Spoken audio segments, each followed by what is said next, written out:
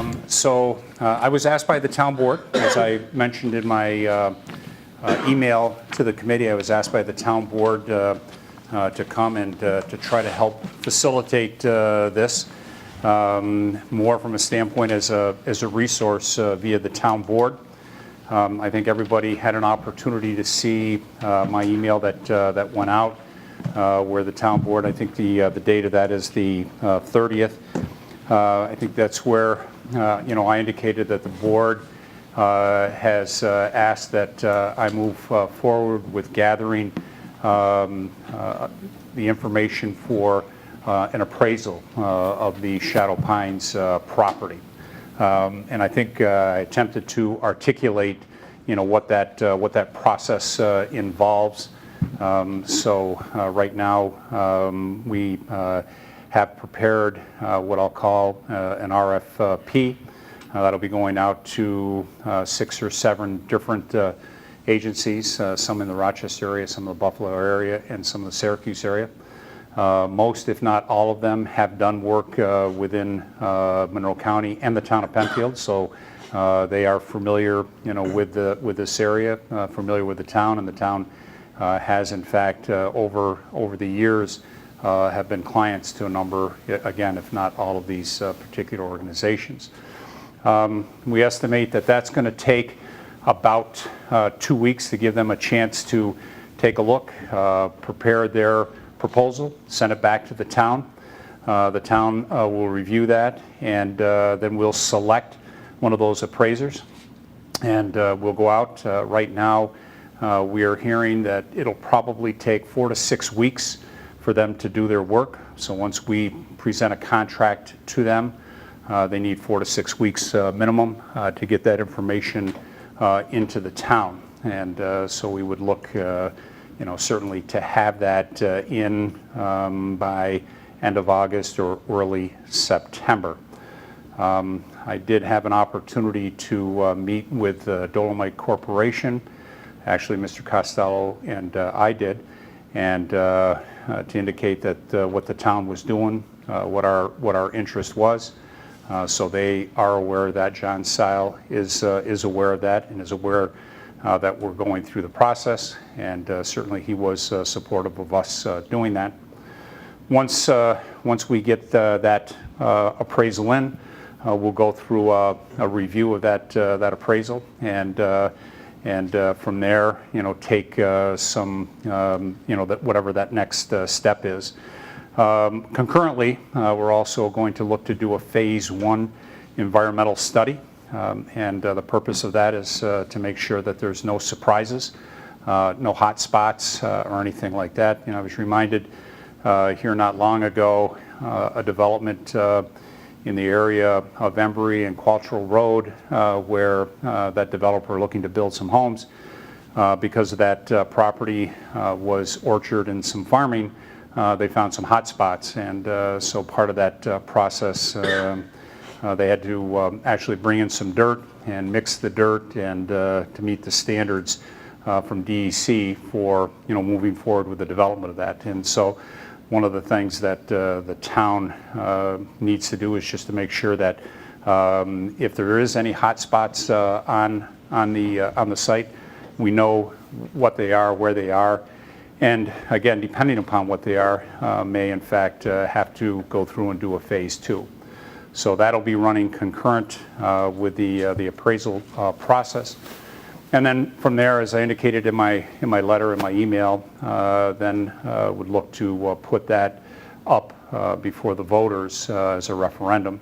And the ideal situation would be to hold that during the general election, because every time you have a special election, there are costs, and certainly you have your highest number of people that come to the polls during an election time, versus getting folks out just for a special vote. And I think we've seen that, not only from a town standpoint, but the school district standpoint. Whenever you have kind of off-cycle elections, you get an extremely low turnout overall. So that is the goal. Dick Horowitz is out of town. He's back on Thursday, And I've sent him an email asking him to kind of lay out from a timing standpoint, because there is a certain amount of things that we have to do, to establish something on a referendum on the ballot. There's some advertising dates and some resolutions and some things like that. So we'll get a better handle on what that is, and then certainly keep the committee updated overall. So I wanted to just take a minute. Again, I know everybody got a copy of that memo, that email that I sent out, and I just wanted to run through that very quickly and then ask if there is any specific questions as it relates to that. Okay. Yeah, Bob. The phase one hotspot, you're doing soil samples, I suppose, right? Yeah, I'm going to ask my friend Mr. Valentine, Mr. Costello, who have done this in the past. I haven't had that opportunity to go in full detail, but Mr. Valentine. It's just an assessment of past mapping, history, records, reporting on it. If there's any, there, I'm live now. There you go. We'll do that again, sorry. Yeah, basically phase one is an assessment of past mapping, history, documentation of anything that's happened in the area. Phase two, if that raises any red flags or there's any issue, question, concern, then you go into a phase two, more in depth. You'll be doing soil samples and identifying areas. So basically the first one is just a visual inspection. If you see any garbage debris on the site, empty barrels, buried cars, something that apparently would jump out, or history that somebody says they're aware of, or town staff, or the history of the property. The question probably is the chemicals that were on site. And obviously that would be the most apparent area, is probably around the maintenance shop, and what, if anything, is in that area, what contaminants might be there, and what was used as far as fertilizers. Would the standards for use be any different if the use is to be a town park versus development for homes, where you would have yards and the same standards apply? Same standards. Okay. It's human interaction on the site. Okay. Other questions or comments about that process that has begun and we're going to be working, through? And again, once we lay out the actual schedule, timing-wise, we'll put that in a form of a calendar. And again, today is the 12th, and the general election is the 8th of November, and within that, we're going to try to fit all the actions that we have to take, meeting deadlines and timelines and things like that.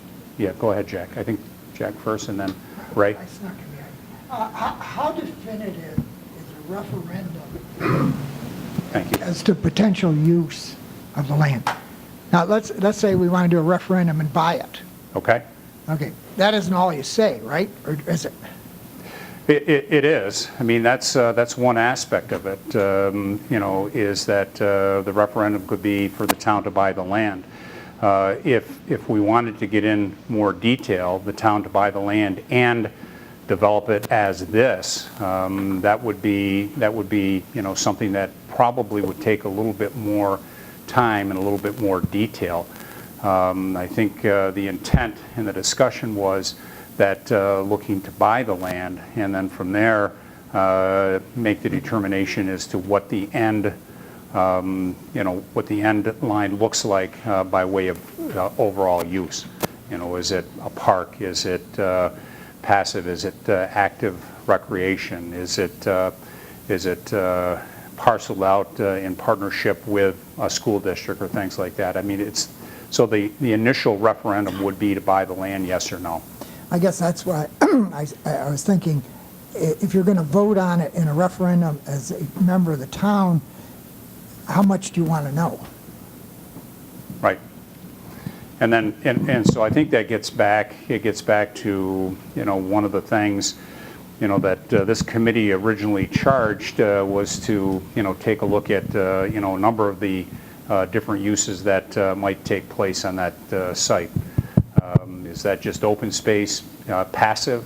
Is that some active recreation space? Is it some housing development? Is it some mixed-use development or whatever? And I think it's important, to flush some of those items out as well. But initially, the referendum, in the interest of time, would be to purchase the property. Yeah, I think first, I think I owe Ray, and then Tom, and then Sam. Tony, when we have the RFP, are we going to segment the properties into sections like front 9, back 9, Clark House property, so they could be sold separately if necessary? Well, one of the things that as we take a look at going out for the appraisal, we're going to take a look at all of the pieces of land that make up Shadow Pines as we know it today. And one of the discussions that Jim Costello and I had with John Seil is that if we pursue this referendum and purchase, that they don't want us to cherry pick the good properties and leave them with those that are not as desirable. And while they said they're at least open to have discussion, the preference would be to actually buy everything. So all of the tax account numbers, or the pieces and parts that make up Shadow Pines, that's what they're looking to sell, and ideally that's what they would like to sell, and not get into a situation where the town might consider buying this, and somebody else consider this, and somebody else consider that. But even if the town buys it all, you may have a buyer that wants to operate the restaurant and purchase that Yes. property separately. Yes. Yeah, They no need to question. know what the valuation of that property would be. And I think as we go through, and as we've tried to lay out the RFP, certainly looking at it as a whole, but we do have that unique site being the Clark House at that location that is going to warrant probably a little bit deeper dive, because I don't see the town potentially operating a restaurant. And then the question might be, what could you use it for? Do you use it for another lodge, remodel it and do another lodge? Do you sell it off? I mean, what do you do with it? And I think that gets down into that next level of detail, that if the town were to own the property, what are the uses for that property? It could be some combination thereof. And you're right, the town could consider selling that off as a separate parcel. Dr. Tom? Yeah, just moving down a little bit. If there is a referendum, yes, to go ahead and purchase it. And for the sake of argument, let's use some round numbers. And the town is going to offer $3 million. Mm-hmm. Say Ryan Holmes comes back at 3.5. What does the town do? Are there any limitations on what you can do? And obviously there are, but what are they? Sure. The town cannot get into a bidding war. So in other words, if the appraisal came back at, say, $3 million, that would be the highest that we could, in fact, pay for that property. Now, if Dolomite elected, so the exception to that is that if Dolomite elected to have their own appraisal, and their appraisal came in at, say, 3.2, the town under law has the ability to negotiate to the middle of that. So, we had an appraisal of 3, they had an appraisal of 3.2, we could go to 3.1. But you couldn't go to their appraisal. But we couldn't, we and could you not go certainly to couldn't this. go beyond. That is correct. That is correct. Okay. So that brings up that discussion of that sweet spot. So what I mean by that is that say it's $3 million, and a developer comes and offers 3.1.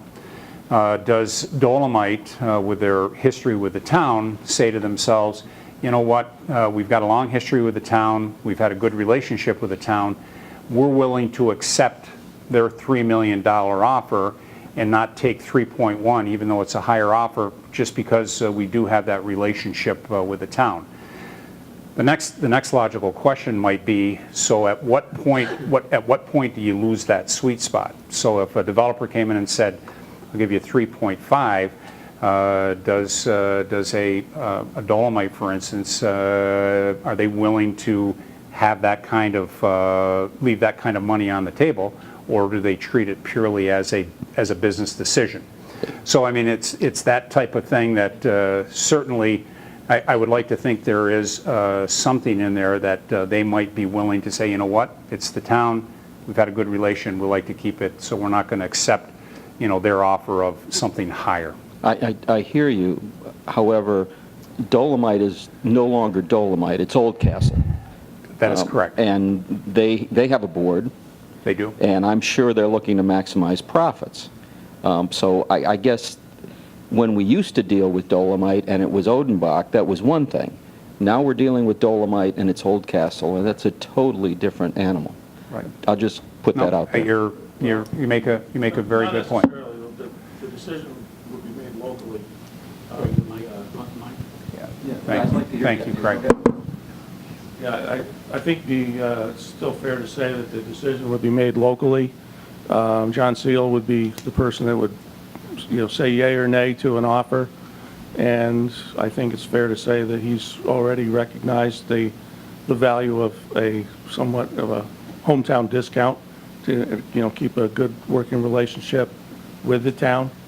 So Oldcastle is a federation of companies.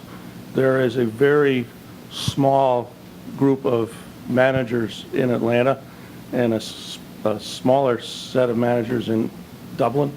And I think they pride themselves on having those types of decisions made locally with a little bit of guidance. I understand, but we're in the middle of Brexit right now. Things could change very quickly.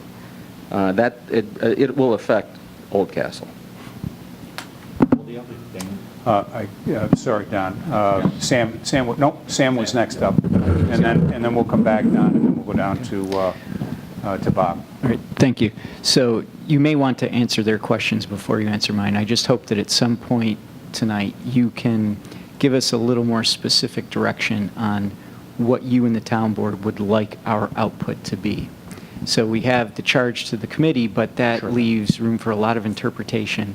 If you could give us more detail on when you talk about recommendations and how the land would be used and how it would be funded, what level of detail do you need to make a decision? We have 6 weeks before our report is due. It would be useful to really be able to focus and give you and the town board what you need. Good. Thank you, Sam. Thank you. Don? I just want to make a quick point about what would be a benefit, too, of them dealing with the town. Once the referendum happens, it's a done deal. We can enter into a contract with probably no contingencies, because you've got your appraisal done, you'll have your phase 1, maybe your phase 2 done, if not started, and a developer's not going to come with that clean a deal. So in addition to the sweet spot that you mentioned, we're also coming to the table with a clean deal, and a developer's going to come in with some kind of financing and all sorts of things, and that's worth a certain amount of cash. The other thing is, with a corporation like this, and I don't know when the year end is, but whatever their fiscal year end is, if we can have it wrapped up by then, maybe not even closed, but wrapped up, that might be of huge value to them too. So I think we have quite a few different, cards in our pocket to get them. So maybe it's 0.5, maybe it's 0.6 that it's worth, but whatever, it could be worth something. Did you say calendar year? I'm sorry. It's calendar year. That's actually to our benefit. Yeah, it's hugely to our benefit. If the referendum's in November, we might not be able to close, but again, we would be darn close. Bob?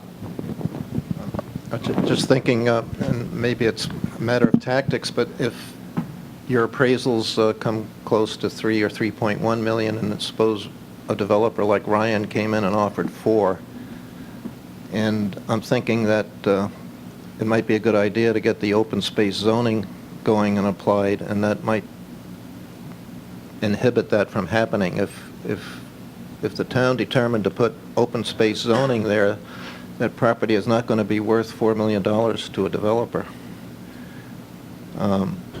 You'd still have to settle a fair price with Dolomite, for sure, but that price is probably around the $3 million or even better, based on what Craig has been saying. So I'm just thinking that we ought to be thinking about getting some sort of an open space zoning,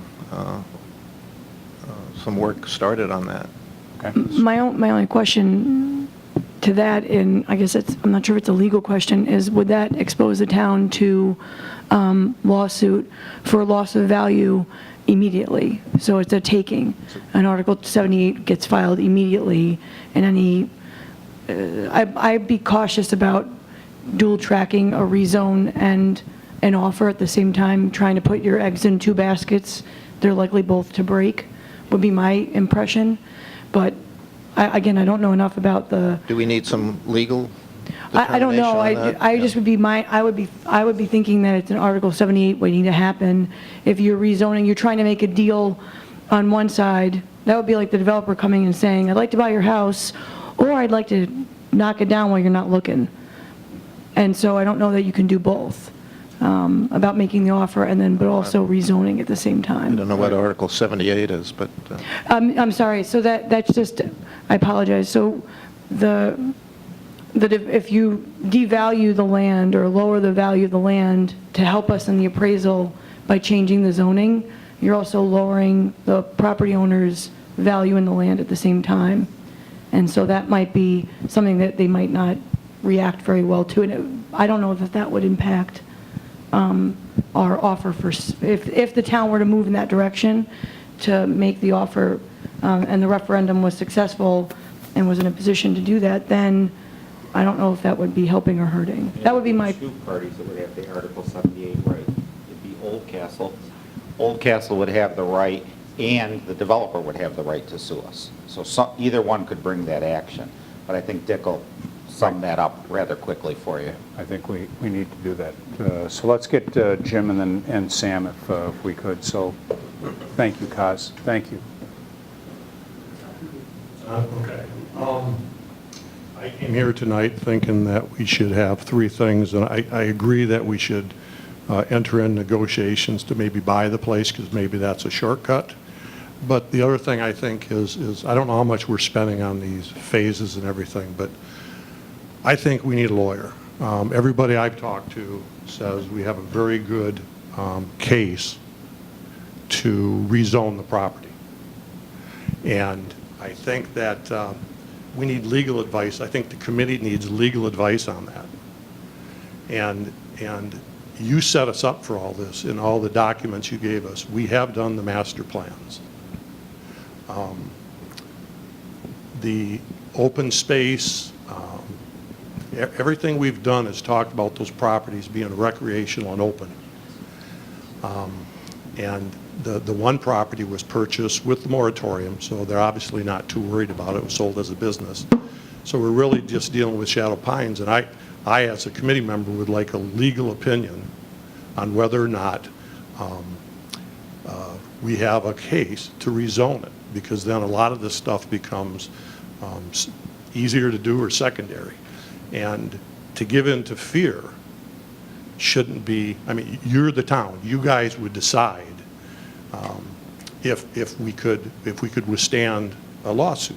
And we know they'll sue. They've sued other places, and they've won, they've lost. So, but I think a good solid legal opinion is needed, and if we can pop up with $5,000 or $10,000 for all these studies, I would like to see the board give the committee or hire a specialist in zoning to look at our situation and give us an opinion if it's something that we should consider or not. So we do have an attorney that specializes in planning and zoning matters, sits with our planning and zoning board, and so we do have that in-house opportunity to get that information. So Sam. I was just going to say, this exact conversation is what I was thinking about when I asked for more specificity. Do you expect that in our recommendations in 6 weeks, we will have considered the legal implications with expert advice on zoning versus buying? Because if you do, then I agree with Jim. This committee needs to get that expert input. But if that's not what you want from the committee, if you're really looking for us just to detail preferred outcomes and what that would look like, then, and you're not going to really listen to what our legal summary is, then I would rather not this committee spend our time doing that. So I think these are the kinds of, and this question has come up more than once, not just on the legal aspect, on some of the financial analysis and others, where some of us think we really need to dive down into the nitty-gritty detail and do a robust plan, and then others seem to interpret what you've said as we really need to do a SWOT and lay out our preferences. So again, if you can give us more direction, then we can know what we should be asking for. Sure, we can certainly, and we'll go Jack next, but and then Tom. We certainly can have our legal folks, provide some input, and even have them come, to a dialogue like this, because I don't have the answer for that. Again, we have seen in the past, as Kerry has mentioned, we've seen in the past that as you try to rezone at a time when there is something, on the table, certainly the courts, take a look at that and say, have you intentionally tried to euchre the property owner, and are they getting less value and what have you? Our two town attorneys will tell you that every time they go to court, sometimes when you think you've got a winning case, you don't, and vice versa. So you're at certainly the mercy of of some case law and other things that come in. So can I just clarify? Sure. My question was, would you find that use of the committee's time helpful to the town board? So you said we can. I'm asking, would you find it useful if we did that? So certainly, Sam, the easy answer is yes, because if they come back and say, here are the issues and here are the concerns, we're going to have to weigh where do we have our higher degree of success, if you will. And if we're heading into a lawsuit that we know we can't win, for instance, the town board wouldn't be doing their fiduciary responsibility of spending the taxpayers' dollars to do that if we knew. But I think it sounds like having one of our town attorneys come in and having some dialogue, answering some questions, I think certainly would be beneficial to help some of the direction. So certainly getting back, and I'm not sure I'm going to answer your total question, but I want to take a stab at it before I go to Jack. And that is that one of the interests that the board has certainly is that if we do, put all of our eggs in one basket, being the purchase, and it comes around, goes to referendum, and it gets voted down, what is our plan B? And right now, the plan B would seem to be the property owner has more of the cards in their hands overall to say, hey, this thing went down, you put a moratorium in place for a year or thereabouts, we haven't been able to sell the property that we tried to sell for what the underlying zoning is, and therefore we believe that we have a right to move forward with that. So I think we should also make sure that as we're looking at this, we're looking at what happens if, this particular recommendation just crashes and burns, what is that next step? So like I said, I'm not sure that it's going to totally answer that question you have, but I think that's something we should at least keep in mind and think about. Jack? One of my concerns a little bit, and I know where Jim and Sam are kind of coming from, is if we rezoned the whole property to green space or something like that, and then it couldn't be done anything else with, my humble opinion would be the town doesn't need all of that land. It's too big for them to buy, pay for, and then maintain expense-wise. You have to buy insurance on it, you'd have to buy all these other things. So we, in our little bit, some memos we've exchanged, feel that a certain part of this should be green space, and how much of that could be up for debate, but you can't rezone part of it, right? Can you take the back 9 and rezone it to green space? I'm sure that would, like you're saying, that would start stirring the pot and everybody would say, well, okay, what are they doing over there? So that's my humble opinion. Okay. Yeah, and then, okay. I think if, and before, I think at some other meetings, we've had different legal questions come up. So I think if we're making a list, I think Carrie raised it in her email, kind of the alienation question, So I don't have any opinion on it at all, but I mean, the question really is, or the concern is, you're going down the path you're going down, everything's clean and green, including the voters say, yes, we'd love to do this. You buy this hunk of land, all of this hunk of land. Alienation, can you parcel it out later for different things? I mean, that would be following up on Jack's perspective. Or is it a one-way lockbox? The town's bought it, now they've got it, now they've got to do something with the land, but not including, we really don't need this much open space. We're going to sell off the Clark House for something. We're going to sell off or lease out some other space for something else. So I think that was a question that had been raised before, and I think it is a sticky wicket, and I think if that was either some kind of recommendation or one of the recommendations from this group that we want to have this flexibility, the town should have this flexibility, or the town board decides that's something clearly you would want to be front and center in the referendum notice, because are we buying this whole hunk of land and taking it out of circulation, or are we doing something different? Mm-hmm. So. Good point. Tell everybody what alienation is and how you alienate the parkland. That sounds like a lawyer thing. I don't really. If you deem it as parkland, you have to get legislative approval from the state to get part of it or all of it removed. So it's once if you did a referendum and said, we're buying this as a park, and you did that, then all of a sudden it's all a park. And if you were going to sell off a piece of it to somebody for something, or the Clark House, you can't do that without getting New York State approval. So that's what alienation. And I'm just going to add, and I only know this from some projects I work on in my daytime job, that the estimate for that legislative process depends on who you ask in terms of what the timing would be, but it can take up to 2 years to get the legislation you need in order to alienate the parkland, to do something with it. So if there was some decision that was made, then it means it's a 2-year process. Potentially, don't quote me on that.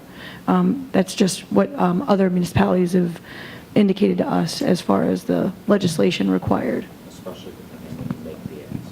Correct. Oh, yeah, and where you are in the cycle, the New York State legislative cycle. I guess Dr. Tom and then Jim.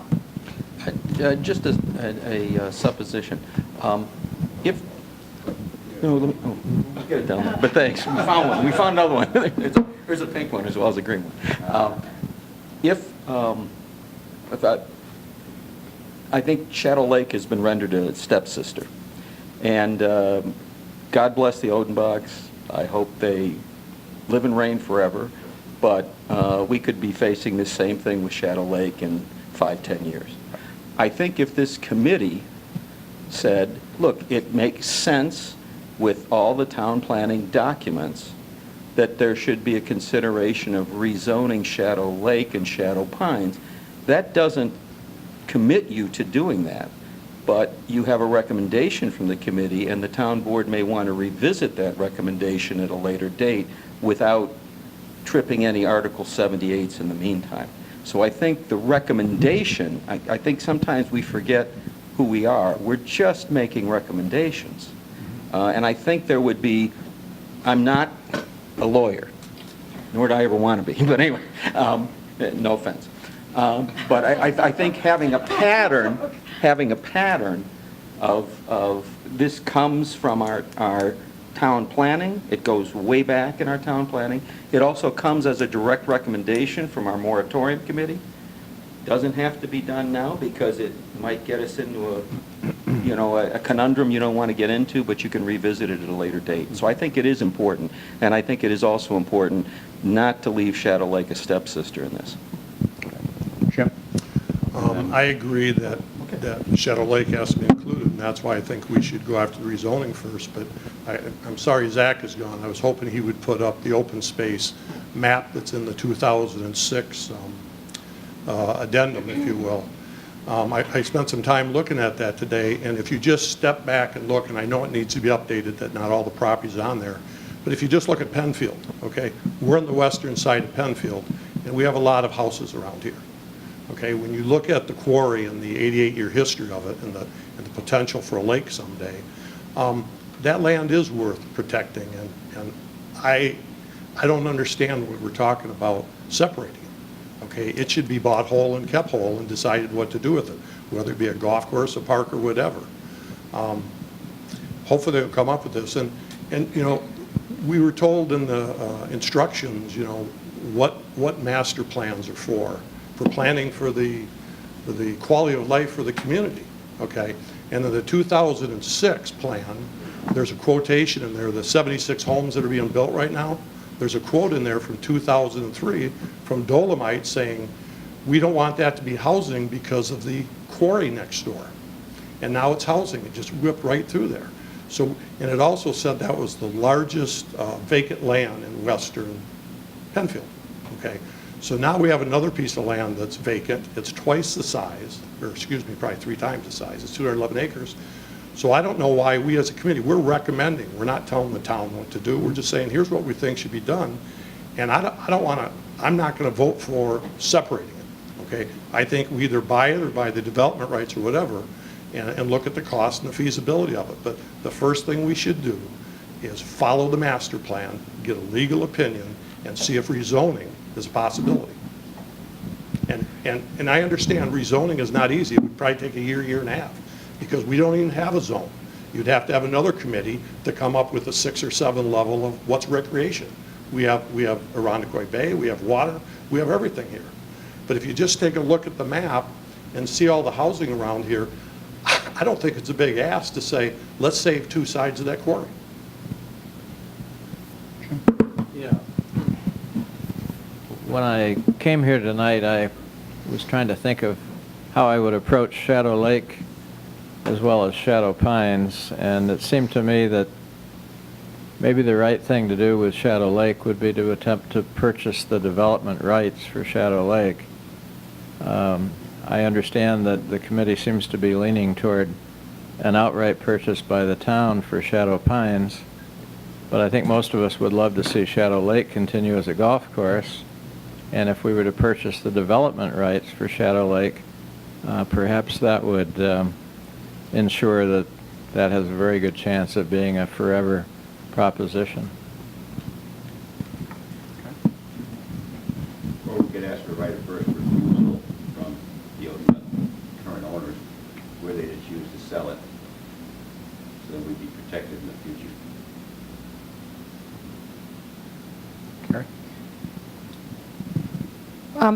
One of the points I guess I wanted to make, and I know this is, I think when we talk about the master plan and past master plans, and I'm going to, maybe the town staff could probably provide commentary on this.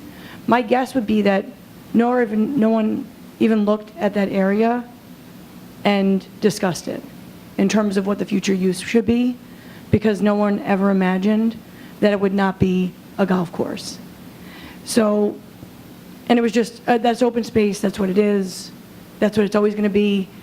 In the town of Irondequoit, we would have an area over Seabreeze Amusement Park, and we would always imagine that that park's going to be there. We've not contemplated anything else in that large parcel at all. And I just share that parallel to explain that sometimes when something's been there for so long, you can't imagine anything else ever going there or it being different. And I think this committee has to recognize that, at the very least, that the master plan made an assumption based on the longstanding use of that land. This committee can't do that same thing as we look ahead to the future. In whatever decision the committee advances, need to make sure that we're mindful of the not being so wedded to the past, because that area wasn't probably even really, I'm not sure how much time would have been spent looking at it, because it was a golf course, it was always going to be a golf course. And I think we need to be thinking about that. It's something I'm guilty of. As I'm thinking about it, I'm thinking the next master plan I do with the town of Arundequit, we've got to be a little bit more careful about some of those long-standing, large development. And so that's the only thing I wanted to mention. Sure.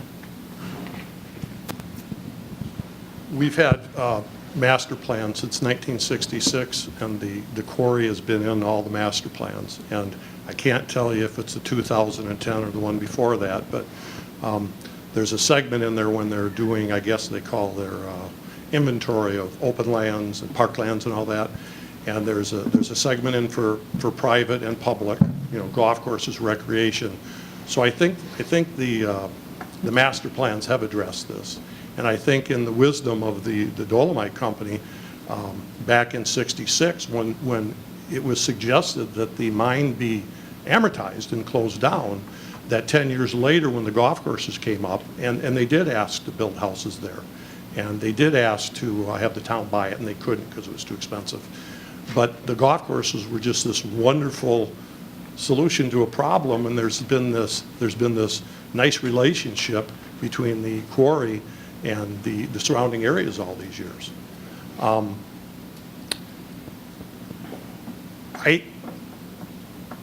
In terms of just, we can't do it because it wasn't done. I mean, a lot of people think the town should have done something about this years ago. I mean, the zoning is left over from 1928. So, and then going by, I think there was 11 days and I don't know, 100 or 150, whatever there, in the public comments, I didn't hear anybody talking about this. I heard people say, we want that as open space, okay?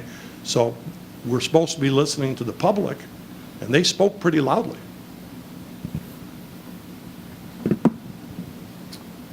Craig, and then go to Neil. Yeah, I just want to, keep putting on the table, I'm in no way advocating the rezoning as the preferred alternative, but I think that to do justice for the town, we need to continue to look at Penfield Country Club at the same way we look at Shadow Lake.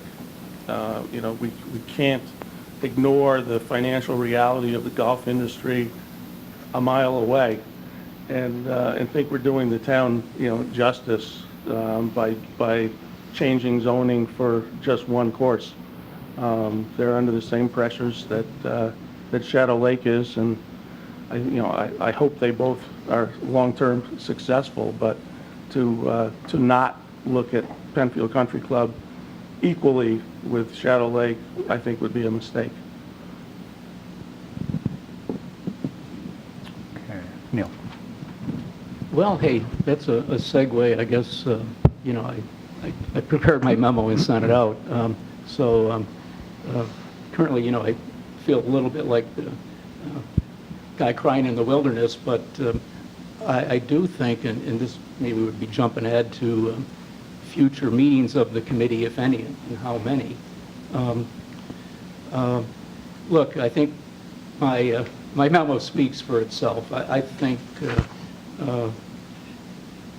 the concern I have is that I think residential development could be done at Shadow Pines in a responsible way. And I think there's a lot of benefits long-term for taxpayers. Whether those who've spoken so far feel the way or not, I think it's a point that's worth putting out there.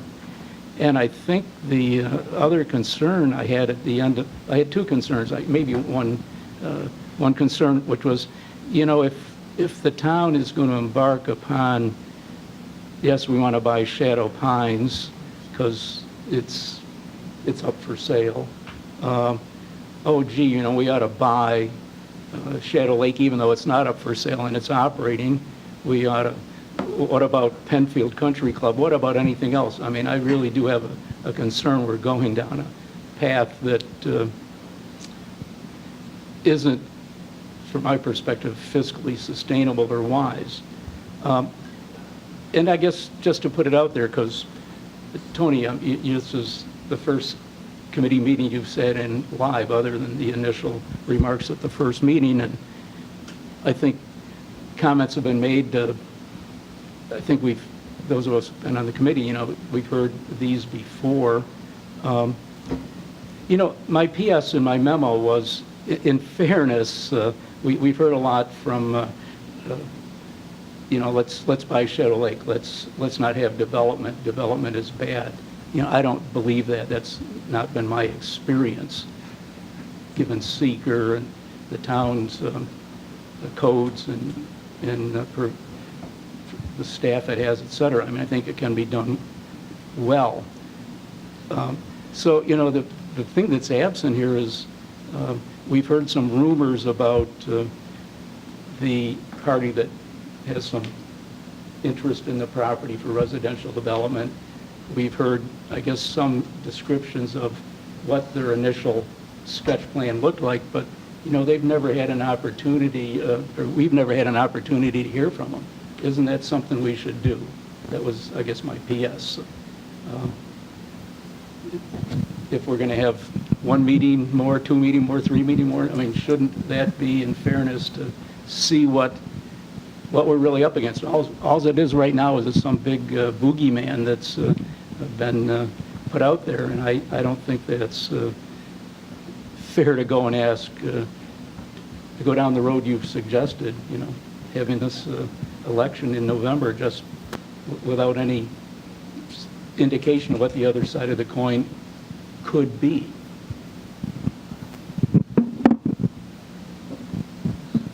Jim? Yeah, I'm going to offer a comment in support of what Neil just said. I think development can be done responsibly and still preserve some of the beauty of that open space that we have at Shadow Pines. And I think it's worth looking at what developers might be willing to come forward with a plan that responsibly develop that property so that we don't feel that it's ugly. There's some beautiful cluster developments in our town, and I've referred to that before. On Shoecraft Road, there's a beauty that was done by Pridemark, and some of these developments that are being done in that manner today also support a continuum of care facility as part of a clustered residential development. So I don't think either that development ought to be ruled out just because we feel that the town has an opportunity to step forward and buy a large parkland. I think there are some downsides to that, and private ownership under the right development plan, I think, could be very beneficial. I think there's a need for a continuum of care, and I don't think we should necessarily assume that it's in our best interest for us to buy the property outright. Right. And then Sam. Go ahead, Ray. If we were to encompass Shadow Lake in a rezoning process, wouldn't we be precluding what's already there in Shadow Pines Drive in the condos that Jack and Tom and a number of us live? And we'd also preclude it being done on Shadow Pines. But it makes sense to me not to prevent that, because they've already gotten approval to add even more condos from what they have now, I understand. So if we rezone it, are we then precluding something that's already been approved? So, Mr. Costello or Mr. Valentine, would you like to weigh in specifically around Shadow Lake and what was previously approved for any additional townhouse units? If you notice on the map here, it shows the townhouses at Shadow Lake parceled out, and you see that purple area that was also rezoned to townhouse development that has not been built. That was the third phase. If you were to take and rezone the entire property to recreation, that approval for that third phase would probably go away. That has not been in a final phase of approval. It was a preliminary phase. And if you rezone that property to recreation, they would lose the ability to utilize that area for townhouse development. Sam? And then Bob. So Neil and Jim just spoke about how it's possible that development could happen at Shadow Pines, and it could be very nice. And I'm prepared to concede that many, many, many things are possible. But it's zoned for single-family homes on half-acre lots. And so it's not clear to me, maybe someone can educate us, but what control, if any, would the town have to ensure that this wonderful possible development actually happened and it wasn't 255 Ryan homes on half-acre lots? So I think we can imagine very nice developments, perhaps, that could happen, but what we have to consider is what is possible. And it seems to me that the town has no control with the current zoning that's in place to make sure that what we think we might like and what we think might be nice actually happens. So is there any control? Can we force developers to put in a development that we think is good? The current zoning R120 does provide for single-family detached housing. It also provides for single-family attached housing under certain conditions. The question is really going to be how much density is appropriate. And the big problem you run into, and I think somebody said it earlier, is if you develop, which part do you develop? Do you develop the front 9? Do you develop the back 9? Which part do you save? Whichever one you develop, it's going to offend the ones that are already around it. It's a rough situation. If somebody came in with a project that was different than the R120 zoning, and they came to the town board, and this is true with the town board for all the years I've worked with them, the town board does not go out and just rezone property for the sake of rezoning it. We've had applications before us recently where the developer comes to us and says, this is what I'd like to build. And the town board says, we don't think it's appropriate, we're not going to entertain it. They would say, in another case, we like what you're doing. If you build what you're showing us and we like the way it's laid out, we'll rezone it conditioned upon you building this. And if you don't build this, your rezoning reverts back to its current zoning. That wasn't exactly my question. My question is, it's zoned for single-family homes. What everyone seems to be talking about is we'd like it to be something different. We can't force a developer to do something different, can we? They have the right to build single-family detached homes. They do. The comment, though, that I would take is there's no developer right now that has an offer on that property. There's no developer that has a right to that property for the use that it's currently zoned as. If a developer comes to us and says, I'd prefer to build something like the Highlands there, or a Legacy, or something that has nothing to do with single-family detached housing, but it still gives them the ability to, develop a profit for the property. It gives Dolomite the ability to obtain a profit for the property and selling it to the developer. That is something you could look at as an option. And I think that's what the town board is really seeking from this group, is give us some recommendations as to what could occur here, given that you may not want single family. Single family may be an option.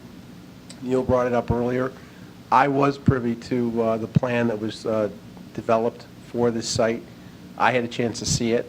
The town board has never seen it. Neither has most of the staff. I think the three of us have seen it. Dolomite did build into that process the requirement that there would be a buffer around all the properties that are currently zoned residential adjacent to it.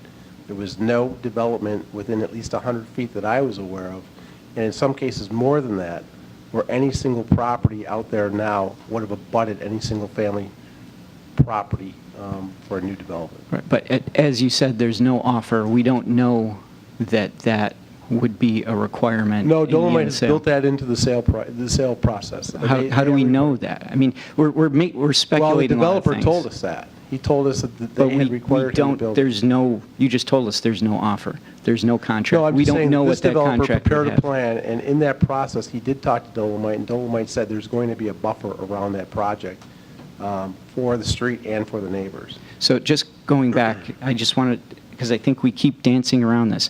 You said if a developer comes and wants to do something like Highlands, but that's the point. It's the developer's prerogative.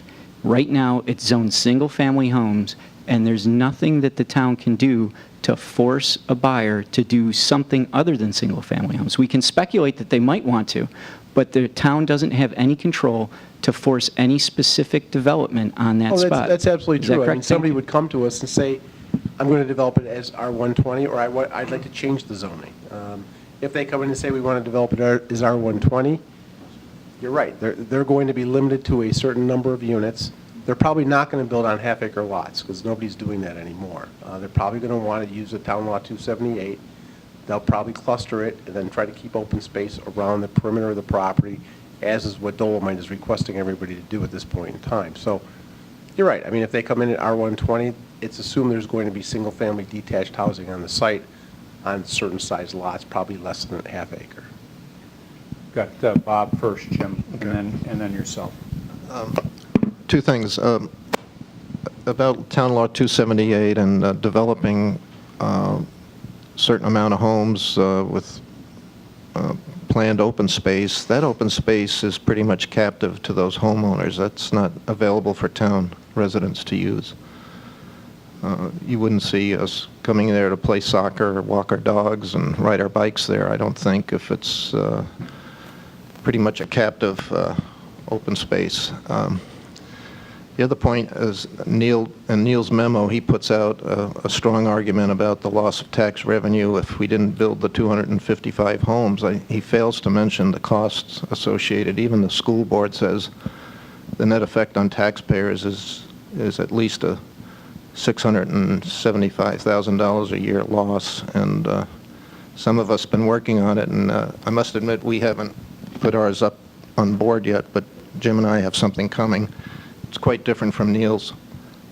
But even the school board says that it's a loss of about $650,000 or $670,000 a year, and we expect it's even more than that, up to $1 million or $2 million a year net taxpayer deficit.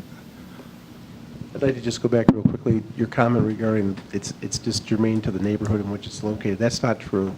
Town Law 278, when the land is actually divided out and there's a parcel left over or parcels left over, in most cases, there's maybe one or two where it's not, but in most cases, the town ends up taking that land for public use. The community garden on 5 Mile Line Road, for instance, is an example of that when they built Pennacott Village out there. That is town land. I don't know that one, but it ends up being fractured, small pieces of open space. Well, it depends on how you associated lay it with out. the- I mean, you could end up with a large parcel. As a matter of fact, when Oak Mountain was built on State Road, there was a 7-acre parcel that was left over. It could be used for public park. It could be used for one single-family home. If they want to add one more home on it, that's all they can do with it. But in most cases, that property usually goes to the town of Penfield for public use. The town ends up maintaining that open space then? If it's for active recreation, a lot of it's not. A lot of it's passive recreation. Ann's property, for instance, her subdivision, the Forest Park subdivision, was the first Town Law 278 in Penfield. There's a linear area that runs along the creek out there that is owned by the town of Penfield. The kids are the ones out there fishing at the pond over on Atlantic Avenue where it ends up. So there is a lot of activity that's going on these properties. It doesn't necessarily have to be a ball field or something like that. Okay, I just gave Zach a couple JPEG files I did yesterday. In the seeker document that's part of the DEC applications from Dolomite for a zillion years, there's a question in there about, is there any church, school, or any other sensitive building within 1,500 feet, which is just a little over a quarter mile of the mining operation? And so I just went up to Google Maps. I checked with a person that does a lot of engineering. He said, you know, I could say Google Maps is probably good to within 5 to 10 feet. and I zoomed in the best I can. I won't tell you it's perfect, but on this map, if you'll look, and Jim can tell us this, I believe that when Jim and the staff saw the plans, if you look at the top there, the hole along Whalen is the third hole. The one next to it is the second hole. The one next to that, and these are all going north-south, is the first hole. And the one over by Harwood Circle is the fifth hole. And what I was told from, I think, the school board is that the buffer that they're talking about would be the fifth and the first hole, and all the homes would be built on the the third and the fifth hole would be the buffer on that part of the golf course. And the first and the second hole would be where the majority of these cluster homes would be.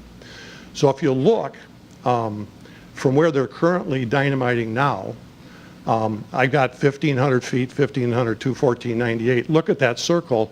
That's the good size majority of where they put the cluster homes, if they're going to keep a buffer around the outside. If you'll scroll the map up a little bit, on the bottom one, I don't know if I have this right, but I tried to get the asphalt plant, and if we went 1,500 feet from the asphalt plant, and I'm assuming there won't be dynamiting in the southern part of the mine anymore, or the quarry, but then that covers a good portion of some of the front 9 and some of the back 9. So I'm not sure, since the town said we don't want houses, and anything close to the mine would be within 1,500. Now I understand it's not a school, but it's still, are they going to put luxury homes that, as Neil says, are going to bring in revenue to the town? I don't think so. They're going to have to be run-of-the-mill homes, middle priced, to get people to buy those. And then would you go to the second map there? And this really doesn't have so much to do with us, but as you can see, 1,500 feet from a school is where they are now. I believe it's, I can't read that, is that 1,200 feet, 1,300 feet? And when they get the reclamation plan shows that in that corner they're going all the way to Atlantic Road, that's going to be inside 800 feet. And I see Craig is getting ready to talk, so I'll give him the mic. But from what I understand in the country, if a new quarry wants to be built somewhere, you want to buy land and put a new quarry, most towns are requiring a 1/4 mile to a mile buffer around the quarry to housing. So tell me where I'm wrong on this. Well, I guess I don't understand why you're making the assumption that they're going to have lesser quality homes near those within 1,500 feet of the quarry. Would you buy a $500,000 house with Well, dynamiting? if you look at the houses that are currently being built on the corner of Atlantic and 5 Mile Line, those are in some cases closer to the quarry than some of the houses that would be built on the back 9. So, I mean, and those are not going to be lesser quality homes that I'm aware of. I mean, I think it's very possible to build a high quality, expensive home, outside the property line of the quarry. It's done all over the place. I don't understand why we're assuming it's going to be a lesser quality home. Well, I'm asking you, why would we even allow building within 1,500 feet? Use the mic, please. Thank you. I mean, it's not just that. That was in reference to, I spent last weekend with a fellow who's been 40 years in town halls and get permits for housing and public housing, and he said, there's no housing thing in the world unless they're really expensive that ever pays for itself. That was a generic comment, and I've heard that from other people. But my real point is, since the town wants it as parkland, since the master plan wants it as parkland, since the SECRA and the DEC seem to want to know, is there anything to be built within 1,500 feet? And I understand that's a school or a hospital or something like that. The majority of this is inside 1,500 feet, and to me, it's crazy to be going down this path of saying, let's talk about housing in here. The town people spoke up very, very fervently about it. Our master plan supports rezoning, and that's why I ask you, I think we need a lawyer to give you and us an opinion whether rezoning is possible. And that takes a lot of this conversation off the table if that's what the town decided to do. Neil? Well, it's after 7 o'clock, and I guess, as I say, Tony, you may not have heard all of this before. but we seem to be spinning our wheels. So, look, I'm perfectly okay with, like going forward, what's the committee want to recommend? I'm perfectly okay. At some point in time, I guess we got to take a vote or a show of hands. And, I'm okay with if everybody in this room, or maybe it's just Jim and I, but everybody in the room says, hey, we recommend the town buy Shadow Pines.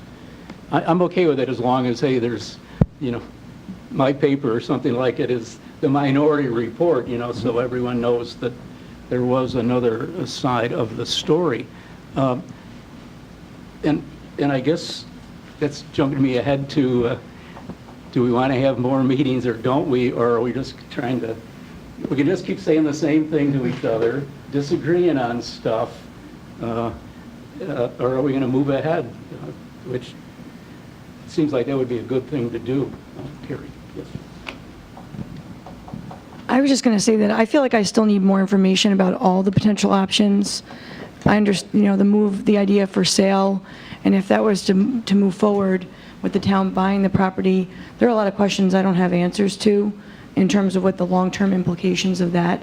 211 acres is not a small amount of property to maintain, and I don't know what that means for staffing, for DPW, for capital improvements, for things like that. And I want to have answers to those kinds of questions, and I think anybody who's voting on the referendum would maybe have similar questions so they know sort of what you're getting into. So if you're going to, if somebody wants to sell me a bridge in Brooklyn, I want to have a look at it first and have a good idea of what we're getting. And I just need to, I would want the town to be a good consumer if that's the direction that we go in. And I think the same for the path for rezoning. Really want to understand what the implications might be, what are the costs for pursuing that.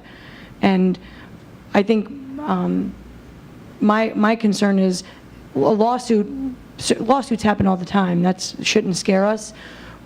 Losing lawsuits should scare us, though. They're costly, and the Village of Pittsford can tell us about that, I think. So I want to make sure that whatever path we pick, that we're confident that it's the right path, that it's a defensible path from lawsuit, and that if we do get sued, somebody else pays the bill when we win.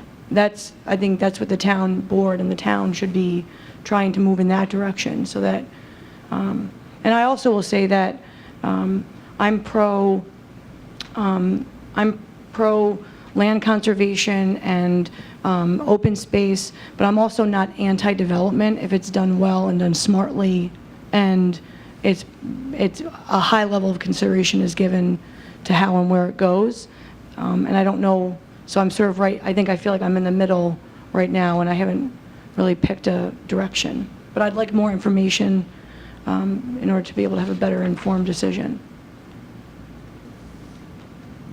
Dr. Tom? Yeah, I'd just like to echo what Carrie said. We asked for more time. The town granted us more time to September 2nd. I don't think there's any rush to judgment here. I think there's still a lot to be understood, and I don't think it makes any sense to hold any straw vote tonight. Sam? I just want to comment on Carrie's list of questions that were sent via email. I responded and indicated that it would be helpful if town staff could answer those questions for us. If they can't answer those questions for us, then we should get someone in here who can answer the questions that Carrie put in place. One of them was alienation. We've already talked about that. So I guess my question is, can town staff, you saw the questions, you were copied on it. Can you answer any of those questions? If not, when can we get answers to those questions so that we can, I'm with Neil on this one. Let's move forward. Let's do something.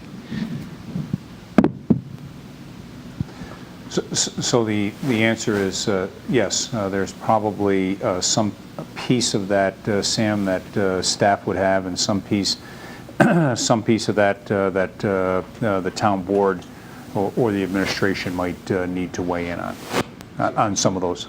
How do we get that? The questions were posed.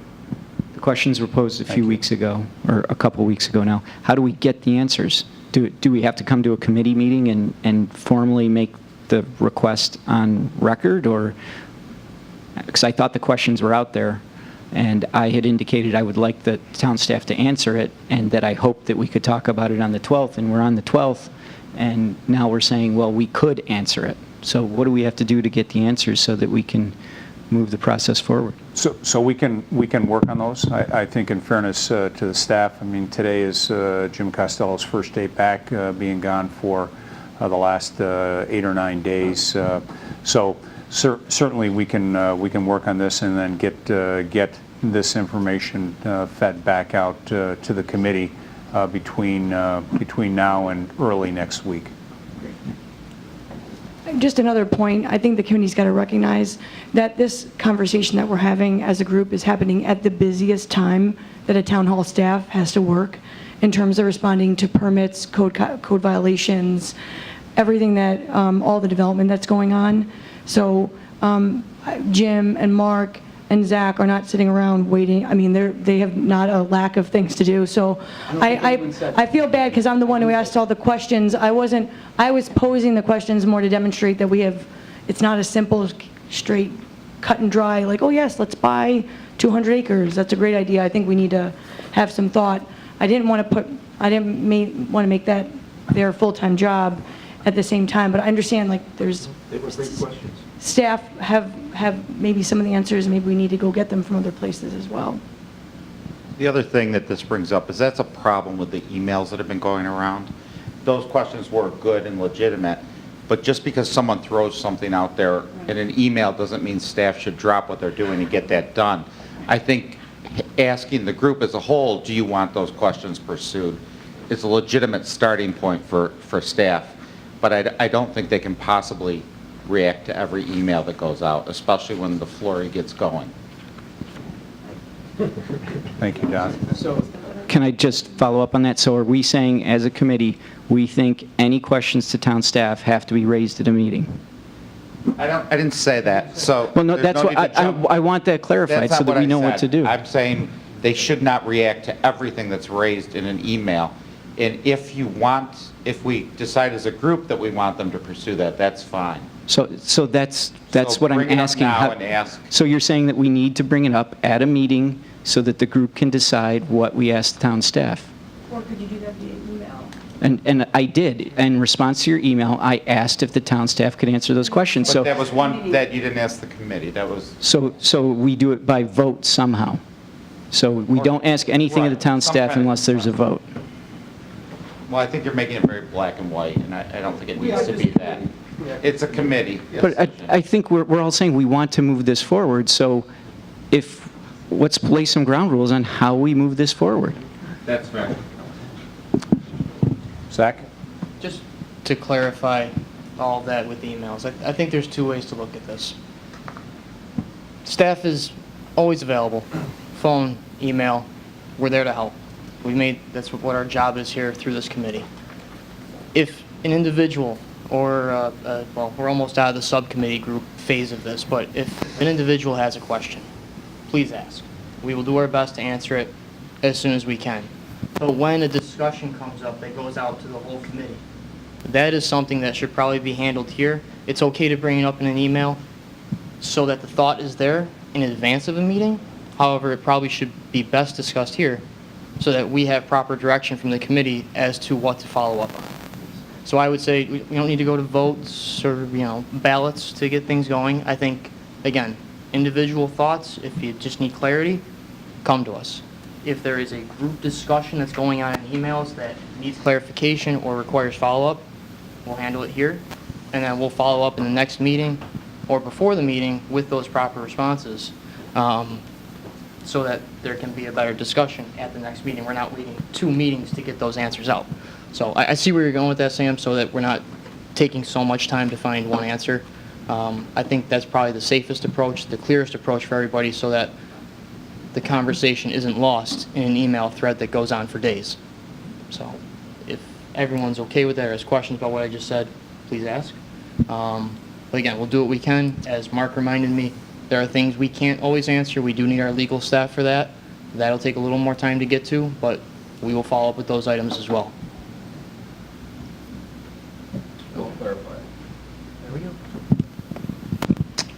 Bob? Could somebody give us an explanation of seeker, what that means? I'd be glad to. I'd be glad to, Bob, because I made a living doing this for over 30 years. So the State Environmental Quality Review Act basically is a look before you leap law, saying we ought to examine environmental issues before, in this case, a local government makes a decision. And it would apply to things like changing zoning. I think it would apply to things like, let's buy a piece of property.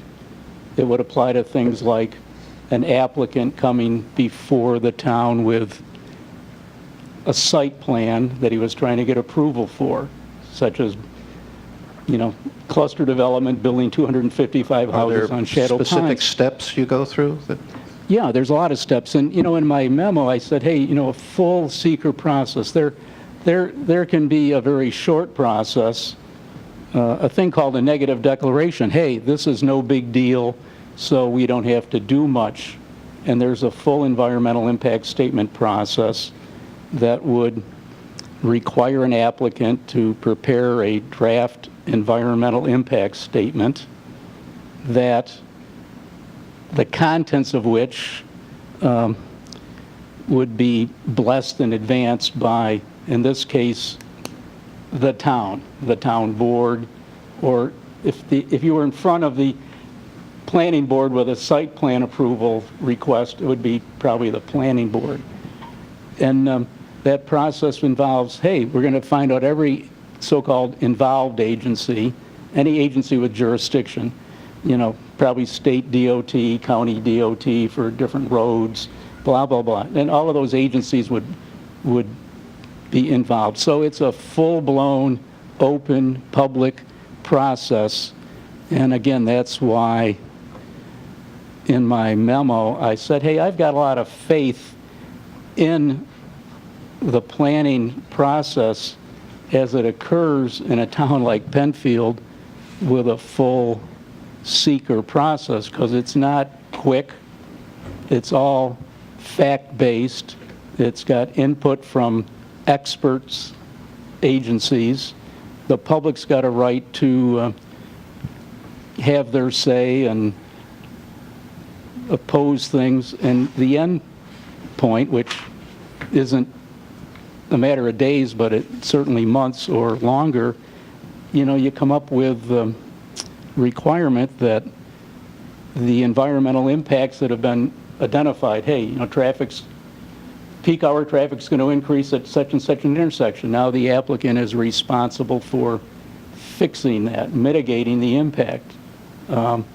So it's a pretty robust process, and again, that's where I'm coming from, that having done this, it's not, I guess, to the point of how do we know what you're going to get at the end? Do you go through the planning board process and then somebody builds what they want? No. I mean, at the end, it's like, hey, here's the rules of the road for this project, specific to concerns, hey, neighborhood impact is an environmental factor. So, that's, I think, where, buffering comes in. Well, I've said too much about seeker, but as I say, that's how I earned a living for over 30 years. So. Is that for towns or for? Yeah, it applies to the state of New York and to agencies of the state of New York and all subdivisions, all municipalities of the state. For developers also. Right, and it went into effect, it was passed in 1975, but hey, we had a recession then too, one of the many we have, and for private applicants, its effect was postponed until 1978, so it's not like, oh gee, this is some brand new thing. I mean, it's coming on 40 years old. So do we have to do seeker to have a referendum for the town to purchase? I would say the town has got to do some kind of seeker process. Yeah, I mean, I think, again, it's like, hey, look before you leap. That's really the best motto you can have. It sounds like a great idea, but oh gee, what about this, what about that? I mean, so, It would have to be done for essentially any action. So if there was a rezoning, it'd have to be done for What we that. call doing due diligence. Exactly, exactly. Mr. Valentine, I think I was you- just following up on your comment, but the town falls under that as well, so all new developments come in, whether they were long form, short form. Neil got into doing an EIS, environmental impact statement, or the kind of the different levels of it, but the town falls under that as well. So as we do projects within the town, new expansions, we're looking at mixed use now, we're looking at other stuff, we fall under seeker as well. So we have to go through that same process and the same reviews as part of our due diligence for all the actions that we take on as well. that's a state law. Correct. And so certainly, one of the things that, as the town board looked to charge this committee, and we're looking for input, feedback, hence, somewhat of a tight timeline, because one of the things that the town was thinking about was all of those other steps, potentially that could come into play. And, wasn't a case of just let's, try to, do this very quickly or shortchange it. But just thinking about the fact that we have a moratorium in place that runs through March of 2017, the end of March 2017. Just thinking about, once the committee, completes their work and then brings something, back to the town board, then the town board has got to go through those next steps, again, whatever that might be, rezoning, purchasing the property, development, et cetera, et cetera. So. Yes, Jim. I've been listening to all of our discussion here and thinking about the fact that the national election is really not all that far away. And I'll be very surprised if we're ready to put a bond issue before the public at that time. Yeah, that's a good point. That's, again, something we have to take a look at, because I don't know those some of those key timelines, advertising, all those resolutions, et cetera. I don't have those right off the top of my head consistent with law, and so hence why Dick Horowitz, would be important to work with staff. And again, I think as I started the conversations, today's the 12th, and the general election is on November 8th. So within that time frame, is there sufficient time? And I can't say yay or nay until we lay out, some type of a calendar to do that.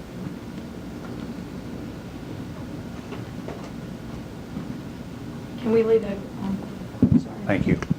Keeps our friends downstairs happy. yes, now I understand. Can we lay that calendar out relatively soon so we understand what the timing issues may be as a group? That would be, and maybe backtrack and figure out, I know there's notification requirements and all that good stuff. Sure.